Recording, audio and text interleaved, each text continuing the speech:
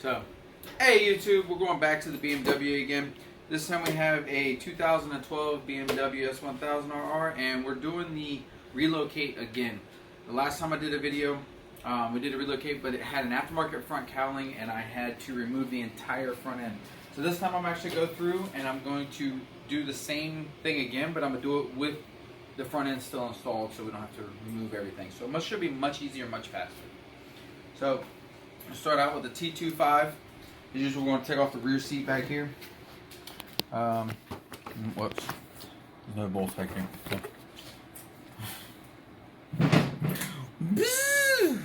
Okay, so T25 continues on to the sides here. So we're going to do the 1, 2, and there's 3 and 4. Okay, on each side. So you got it's mirrored on each side, and you have one in the front. I'm gonna go ahead and knock these out real fast.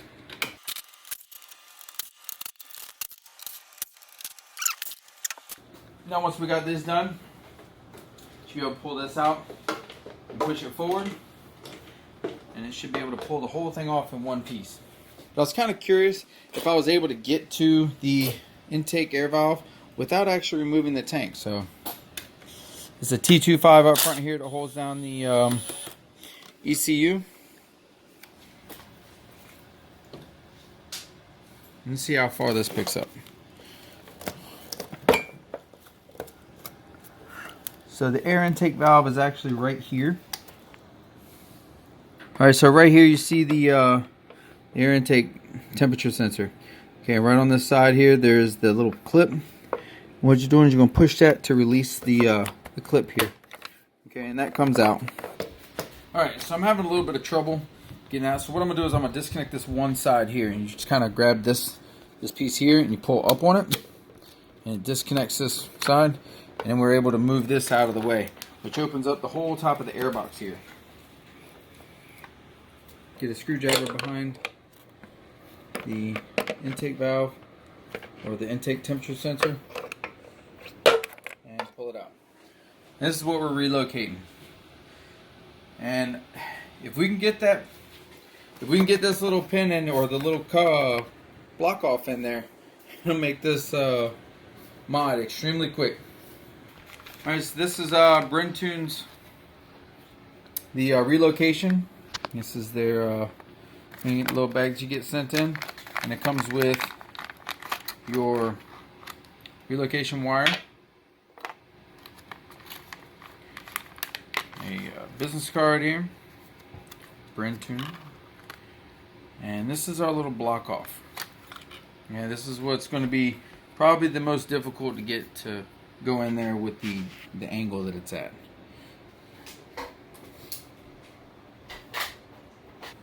Alright, so first things first is I'm going to try and flex out this little pin. So each one of these little teeth in here are going to fit in, or have to be flared out just big enough that it fits into this hole that's down here. And it's going to go right in here, just like that. Alright, so I flared them out a little bit. On the end of this, I'm going to take my magnet and I'm going to try to get it to go down into the hole here.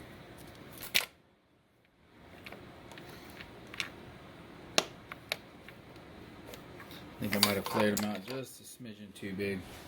A smidgen. Alright, so we're trying to get this is going to be the same width as the rubber O-ring plug here. Alright, so I'm going to put this back down there again. Handy dandy magnet.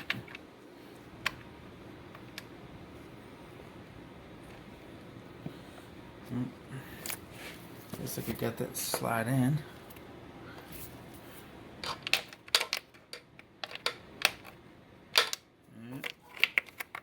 Looks like it's staying. I can't get the magnet to pull it out.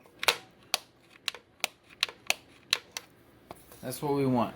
I want that to block that off completely. So you have a little Phillips head screw. The middle comes up like this, and once it gets all the way to the top, it should either just spin like this or stop. You just grab it and pull that out. Pretty simple. Okay, and that's what it looks like. Alright, and then once that's out, you just kind of grab the snorkel from the side, just pull it out. Easy there. Set that off to the side. Now for your air intake, I'm going to pull this, and just pull this up right here. Alright, we got our air filter out, we got our snorkel out, which means that we're moving on to the next step, which is going to be removing of the windscreen. The windscreen should just come straight off. It is a T25, or it should be T25 bolts. You got 8 of them. So I'm just going to go through and zip these out.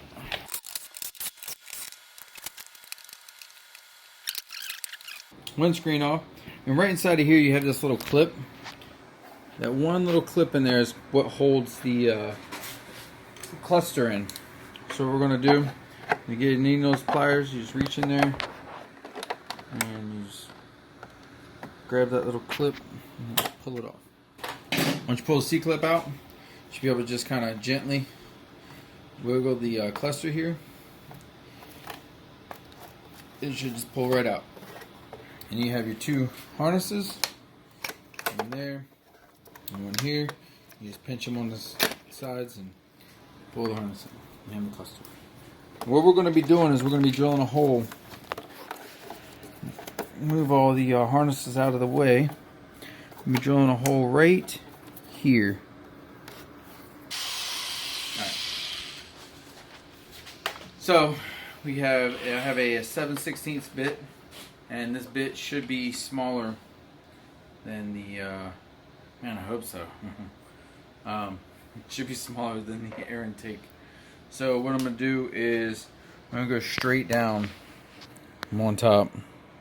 We don't want the air intake sensor to be right directly underneath of this, because then the 2 harnesses would hit each other. So we kind of want it to be set off to the side just a little bit. So we're going to be going straight down from here. Okay, and that should give you enough room for both harnesses to be in the space. So one should be just off to the side of the other. So that should be where we're going. Go ahead and stop that. So right now we have a 7/16 drill bit. The air intake is going to be big. This is where the cluster sits. Alright, and so you can kind of see where we want to go. We kind of want to go like right in here in this area, just off to the right side of that harness.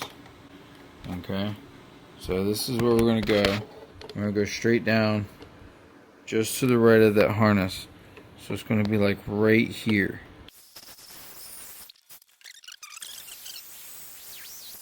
Alright, so we have our starter bit, and so this should fit the thing, but the sensor isn't going to go through. Okay, so it's not going to get past this little green O-ring, and the green O-ring is what we need to have like a tension seal in there. Alright, so what I'm going to do next is I'm going to take and manually push this drill bit in. So I don't want the drill to heat up too much of the plastic around it. Not quite. And this is the 1/2" bit. And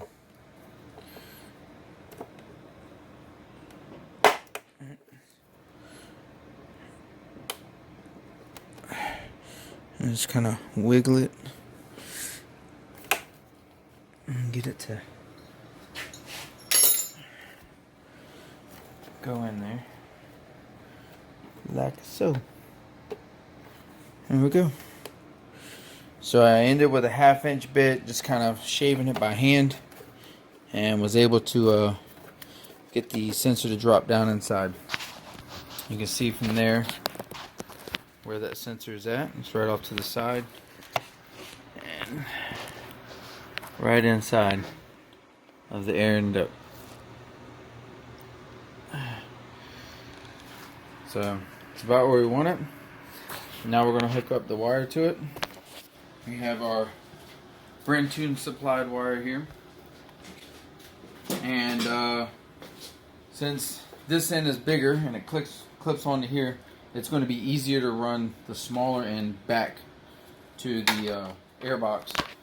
So we're going to just clip this in here. You gotta have the, line up the pin there. Okay, so now we have this clipped on. We have the rest of our harness to be able to come back to the back. Now looking at this, I can't see any way to go through unless it's something like this, and then kind of route it straight down here and just let it drop down, which wouldn't be horrible, as the cluster would sit on top. It would look kind of like this. So that wouldn't be the most awful thing in the world to see this one little wire here, but I don't like it. So I'm thinking that if I can get this to come down to around the back side of this headlight and run out right here like this, then I can remove these two screws and slide this down along between the fairing stay and the headlight.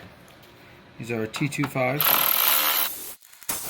Alright, so I'm going down right here and I'm just gently, very gently pushing against this. Okay, and that's moving it away from here, this little mount. And so I'm hoping that I can slide the wire in between the fairing stay and the headlight, like that. And once I get that one in place, I'm going to try to do something similar. And actually I think that's enough. Yeah, so just getting it past this one part here. It's one little thing that gives me enough room that I can get this down along the side here, and it looks much better. Alright, so now we've got that part of the wire routed, and we're going to follow along the side, are going inside of the fork tube.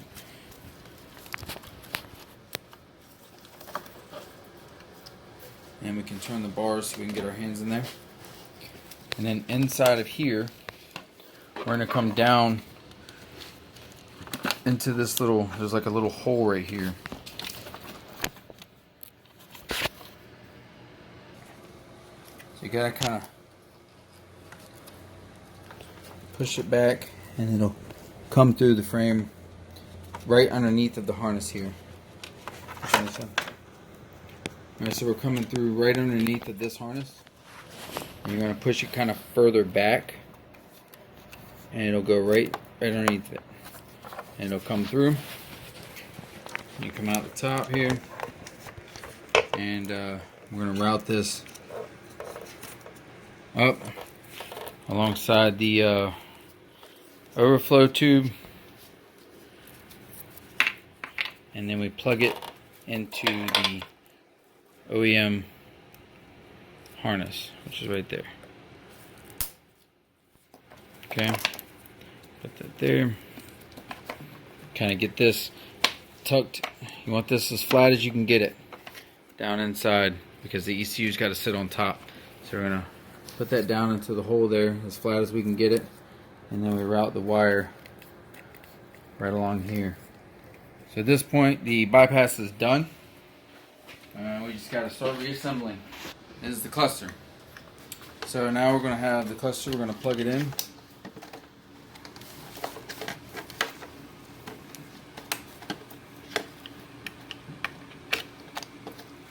And then you want to make sure that you're not pushing on the intake sensor. And we're going to snap that in place. Oh, yes. Like that. Okay, once that's in place, we're going to put the clip back. This is the dangerous part. You don't want to drop this clip down behind there, because I'm not sure how hard it'll be to get it. So I found, instead of trying to push it straight down, holding it with needle nose pliers and pulling it in sideways is easier. And that's all mounted back up. We're going to put the windscreen back on.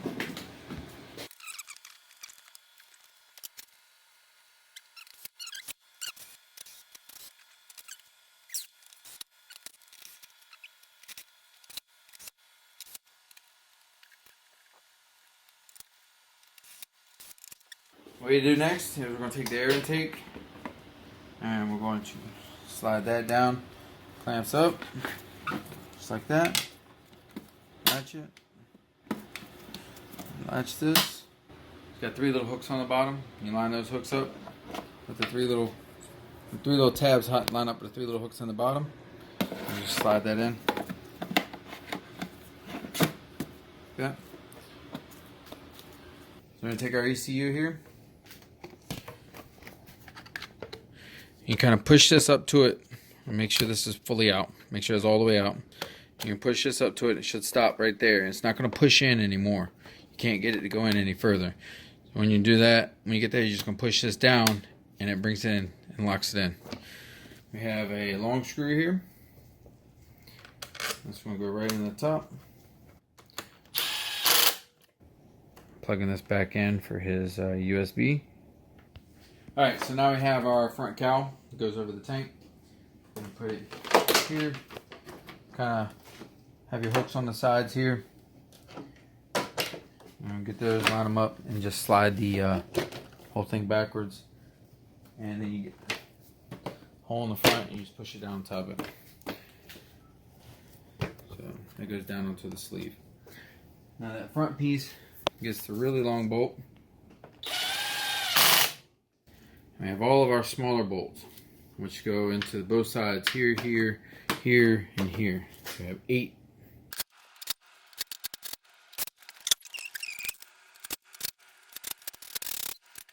We have our seat.